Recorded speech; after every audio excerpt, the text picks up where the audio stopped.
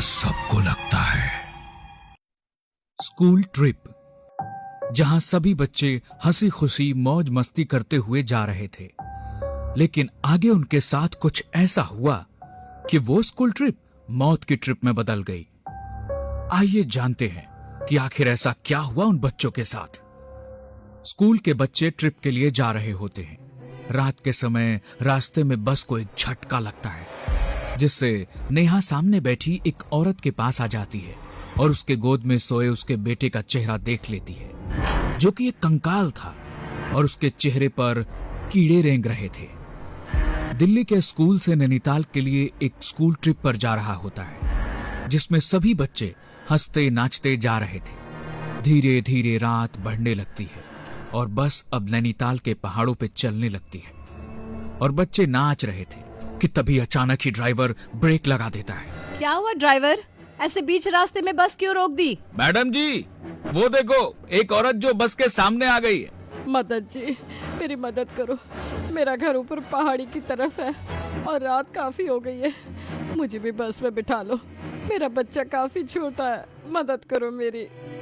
Teacher बाकी सभी teacher से बात करके उस औरत को बस में बिठा लेती है।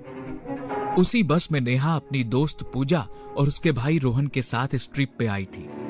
नेहा थोड़ी देर पहले तक नाच और खेल रही थी, लेकिन उस औरत के आते ही उसको कुछ अजीब सा लगने लगता है। लेकिन उस पर ध्यान न देकर नेहा वापस से खेलने कूदने लगती है। तभी बस को एक झटका लगता है, जिससे औरत ने अपने बच्चे को जिस कपड़े से ढका हुआ होता है वो खुल जाता है और नेहा वहीं पास में खड़ी थी, तो वो बच्चे को देखने की इच्छा से औरत के पास जाती है और बच्चे के चेहरे को देखते ही जोरों से चीखने लगती है। क्या हुआ नेहा? मैम, वो बच्चा कंकाल। क्या कहना चाहती हो, क्या हुआ है? नेहा डरते डरते कहती है। मैम, वो बच्चा नहीं है, वो कंकाल है। नेहा की बात सुन सभी हैरान हो जाते हैं और उस औरत को देखने लगते हैं। तभी वो औरत हंसते हुए अपने बच्चे का चेहरा खोलकर सभी को दिखा देती है और वो एक नॉर्मल सा बच्चा ही था। नेहा, वो देखो बच्चा ही तो है।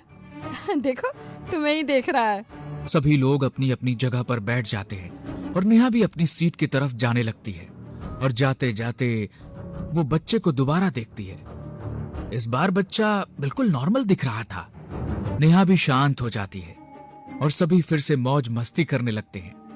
तभी औरत कहती है, बस मैडम जी, यहाँ ही रोक दीजिए बस।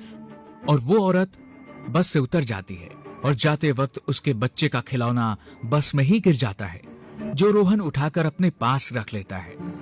उसके जाने के बाद नेहा जब खिड़की से उस औरत को देखती है तो वो बस के पीछे की तरफ जा रही होती है और तभी अचानक ही औरत अपना सर घुमाकर नेहा को देखने लगती है और एक शैतानी हंसी हंसती है। तभी नेहा अपनी टीचर को देखने को कहती है। तभी वो औरत अपना सिर वापस से घुमाकर नीचे की तरफ को ही जाने लगती है। मैम, मैं सच कह रही हूँ, वो बिना घुमे ही पूरा सर घुमाकर मुझे देख रही थी।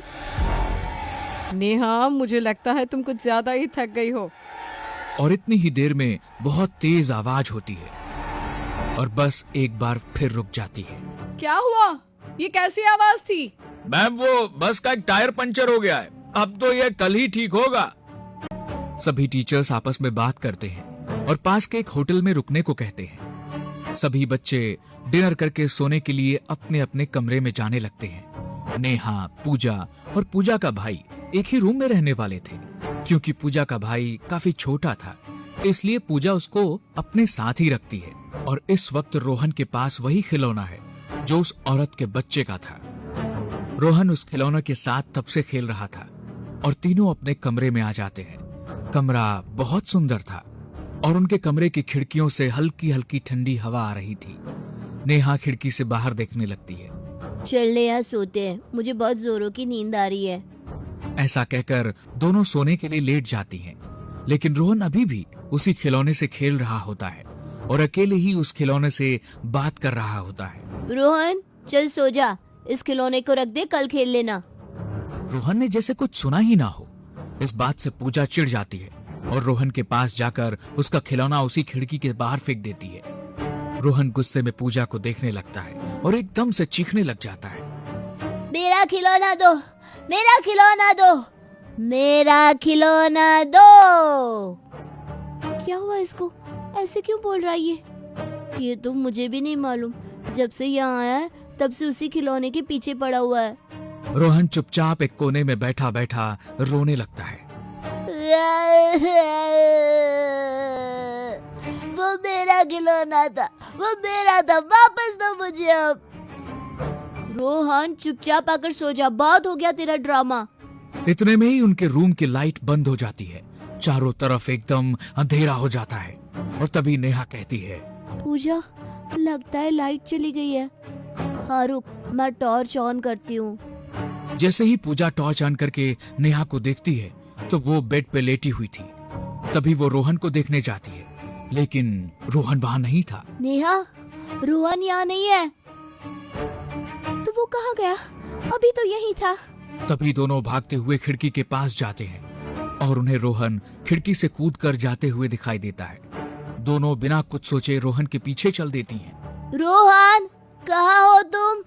इधर आओ वरना टीचर से बहुत डांट पड़ेगी।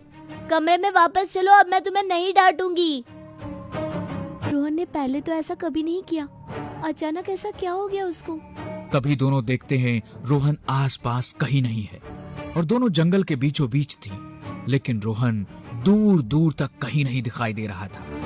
तभी दोनों को रोहन की आवाज आती है और उसी डायरेक्शन में जाने लगती है। दोनों देखती हैं कि एक गड्ढे में से आवाज आ रही है। दोनों उस गड्ढे के पास जाती हैं और देखती हैं कि उसमें तो वही खिलौना पड़ा हुआ है जिससे रोहन खेल रहा था और उसी खिलौने से आवाज आने लगती है। दीदी बचाओ मुझे, यहाँ से निकालो मुझे यहाँ अकेले डर लग रहा है।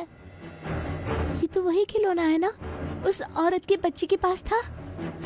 हाँ, जाते वक्त ये खिलौना रोहन ने उठा लिया था, लेकिन इस खिलौने से रोहन की आवाज कैसे आ रही है और रोहन है कहाँ? कुछ तो अजीब है यहाँ। तभी जोरदार चीख के साथ वो खिलौना गड्ढे में से गायब हो जाता है और ये देख दोनों वहाँ से भागने लगती हैं और भागते हुए वो एक घर के पास पहुँचती हैं। पूजा, इस घर में चलो, हमें इनसे मदद लेनी चाहिए। दोनों उस घर के अंदर जाती हैं। घर बिल्कुल वीरान पड़ा हुआ होता है। कोई है घर में? हमें मदद चाहिए। तभी उस घर में से वही औरत निकल कर आती है। क्या मदद चाहिए बच्चों? तुम यहाँ? हाँ, ये मेरा घर है। बोलो क्या चाहिए तुम्हें? मेरा भाई इन जंगलों में कहीं खो गया है, उसको ढूंढने में मदद चाहिए। मैं कहीं नहीं जा सकती, मेरा बच्चा घर पर अकेला है। तभी नेहा की नजर बच्चे के हाथ पे जाती है जिसके पास रोहन जैसा ही एक और खिलौना था। ये देख नेहा उस बच्चे के हाथ से वो खिलौना छीन लेती है। ये तुमने क्या किया? वापस दो जल्दी से। ये मेरे बेटे का है, तुम्हें इसकी सजा जरूर मिलेगी। ये खिलौना तो रोहन के पास भी था। कहाँ है रोहन? क्या किया है तुमने उसके साथ? तभी औरत की गोद में बच्चा रोने लगता है और वो बच्चा रोहन होता है जिसकी आंखें अब लाल लाल हो रखी थी। और ये देख नेहा उस खिलौने को घर के बाहर फेंक देती है।